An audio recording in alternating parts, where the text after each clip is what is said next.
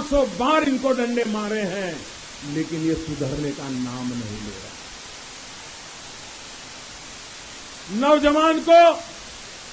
नौजवान को उसके जनपद में काम मिलना चाहिए कि नहीं मिलना चाहिए? गरीब मां बाप के पास बेटे को रहने का अवसर मिलना चाहिए कि नहीं मिलना चाहिए? लेकिन भाइयों बहनों, इनको इन चीजों की परवाह नहीं। मुझे आज किसी ने अखबार का कतरन दे दिया, जो अखबार में छपा है मैं बताता हूं। ये उत्तर प्रदेश लोक सेवा आयोग, उसने 2015 में पीसीएस की एग्जाम दी। एक बच्ची होनहार थी, उसने एग्जाम दी, लेकिन रिजल्ट आया तो नापास हो गई। लेकिन वो बेटी बड़ी हिम्मत वाली थी, उसने अपना इरादा बरकरार रखा। उसने आरटीआई में सवाल पूछे, पीछे पड़ गई कि मैं इतना होशियार लड़की हूं, मेरा पेपर इतना अच्छा गया, मैं फेल कैसे हो सकती हूं? आरटीआई ने उसके पेपर को दिया उसको देखने के लिए, और पाया गया कि बद इरादे से उसको नापास कर दिया गया था। और बाद में उसको पास करना पड़ा। वो परीक्षा में पास हो गई। बाद में देखिए, बेईमानी तो अभी शुरू होती है, वो यहां पे अटकते नहीं है। पहले लिखित परीक्षा में झूठी तरह नापास किया, पकड़े गए तो गुपचुप उसका इंटरव्यू किया और फिर उसको इंटरव्यू में फेल कर दिया। भाइयों बहनों, ऐसी सरकार पे कोई भरोसा करेगा क्या? कोई भरोसा करेगा क्या? भाइयों बहनों, ये इंटरव्यू के नाम पर नौजवानों को लूटा जाता है। दिल्ली में हमारी सरकार ने निर्णय किया कि हम इंटरव्यू नाम की ये जो बीमारी है, इस बीमारी को हटा दें।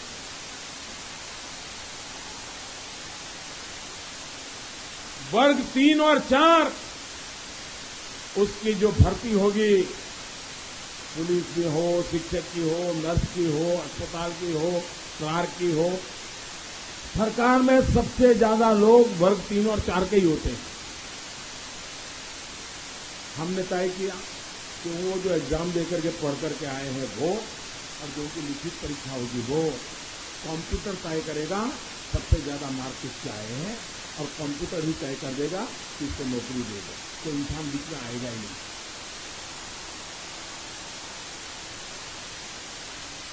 पहले क्या होता था,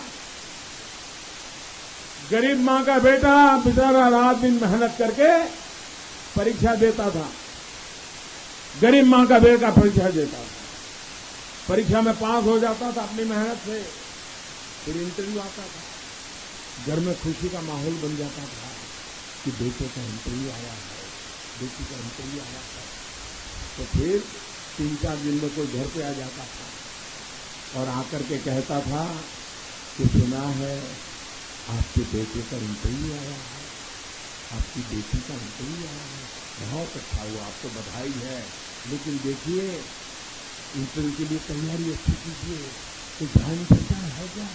तो माँ कहेगी कि हम तो गरीब लोग हैं, हमारी क्या जान पहचान, बेटा जाएगा इंटरव्यू देकर के आ जाएगा। तो वो कहता है नहीं माँ, ऐसे नौकरी नहीं मिलती है, कुछ जान पहचान लेना लाना पड़ेगा। अच्छा ठीक है, मैं कोशिश करता हूँ। 2 दिन के बाद फिर आता है तो कहता है माँ काम हो जाएगा। तो माँ पूछती कैसे? बोले 2 लाख रुपया लगेगा। माँ को लग रहा है, माँ को लगता है कि भाई जमीन गिरवी रखने पड़े तो रखो, घर गिरवी रखना पड़े तो रखो, बेटे को नौकरी लग जाएगी तो बाद में देखा जाएगा। और गरीब माँ के 2 लाख रुपया मार लेता है, लोग मारते हैं। यहाँ नौकरी के रेट बोलते नहीं बोलते, इस नौकरी के लिए 2 लाख, इस नौकरी के लिए 3 लाख, इसके लिए 5 होता है नहीं होता? ये सब बंद होना चाहिए नहीं होना चाहिए? और इंटरव्यू भी क्या होता है? इंटरव्यू क्या होता है? यहाँ कई लोग हैं जिन्होंने इंटरव्यू लिया होगा। 3 बाबू बैठे होते कमरे में, एक दरवाजे से कोई धक्का मारता है, वो अंदर आता है, सामने खड़ा रहता है, किसी को फुर्सत है तो पूछ लेता है नाम क्या, और दूसरे दरवाजे को निकाल देता है। मुझे बताइए, दुनिया में ऐसा कोई विज्ञान है क्या कि 30 सेकंड में पता चल जाए कि ये होनहार है कि नहीं है, ये बेईमानी है कि नहीं है, नौजवान को मूर्ख बनाया जा रहा है कि नहीं जा रहा है। हमने तय किया हम कोई इंटरव्यू नहीं करेंगे, उसके अपने मार्क के आधार पर उसको नौकरी दे देंगे, गरीब को भ्रष्टाचार से मुक्ति दिला देंगे। हमने अखिलेश जी को कहा कि भाई आप भी लागू करो, उन्होंने लागू नहीं किया। क्यों? क्योंकि उनको तो भेदभाव करना ही करना था।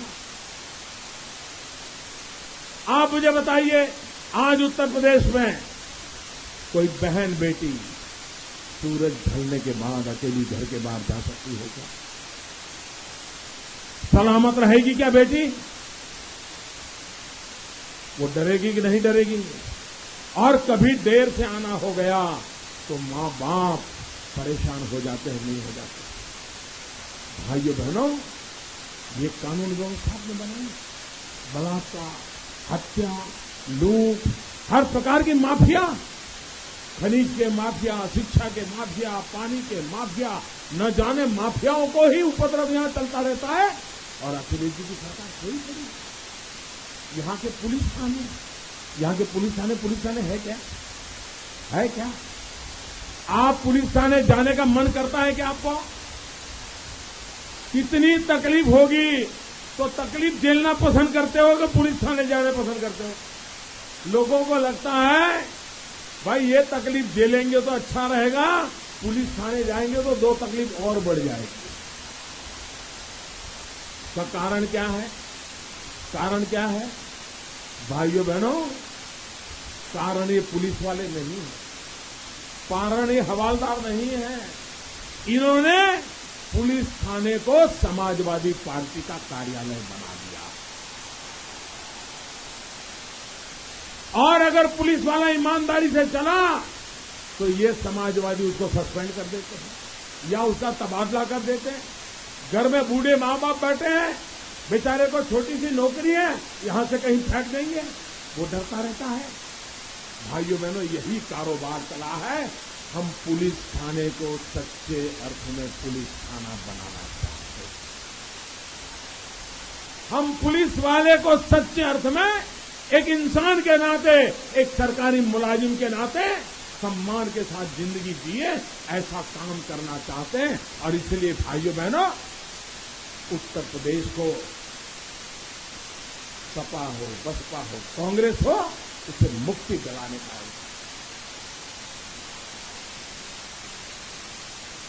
अब मुझे बताइए कि बहन जी कुछ आपका भला करेगी क्या? कोई भरोसा है क्या? बुआ में भरोसा है, भतीजे में भरोसा है, भतीजे के यार में भरोसा है, ये कुछ नहीं करेंगे। अब तक आपने इनको देख लिया है मेरे भाइयों बहनों, अब बार बार मौका देकर के उत्तर प्रदेश को तबाह मत कीजिए भाई। और इसलिए मौका आया है सपा बसपा कांग्रेस से मुक्ति दिला करके उत्तर प्रदेश के नौजवानों का भविष्य सुनिश्चित करने का मौका। पिछले 15 साल में एक पूरी पीढ़ी को इन लोगों ने तबाह कर दिया है। भाइयों बहनों, अब हमारी पीढ़ियों को और तबाह नहीं होने दो। और इसलिए मैं आपसे आग्रह करने आया कि आप भारी मात्रा में मतदान करें। अपना दल, भारतीय समाज पार्टी, भारतीय जनता पार्टी, इन तीनों के उम्मीदवारों को भारी बहुमत से विजयी बनाए और आप उत्तर प्रदेश का भाग्य बदलने का मौका न जाने दिलाइए। अब तक जितना चुनाव हुआ है, भारतीय जनता पार्टी को भारी समर्थन मिला है, भारतीय जनता पार्टी के साथियों को भारी समर्थन मिला है। ये आखिरी चरण में भी अभूतपूर्व विजय दिलाइए। इसी अपेक्षा के साथ मेरे साथ दोनों मुट्ठी करके मत करके बोलिए, भारत माता की, भारत माता की, भारत माता की। 8 तारीख को आप पहले मतदान फिर जलपान। पक्का वादा करोगे? पहले मतदान फिर जलपान। मेरे साथ बोलिए, पहले मतदान, पहले मतदान, पहले मतदान।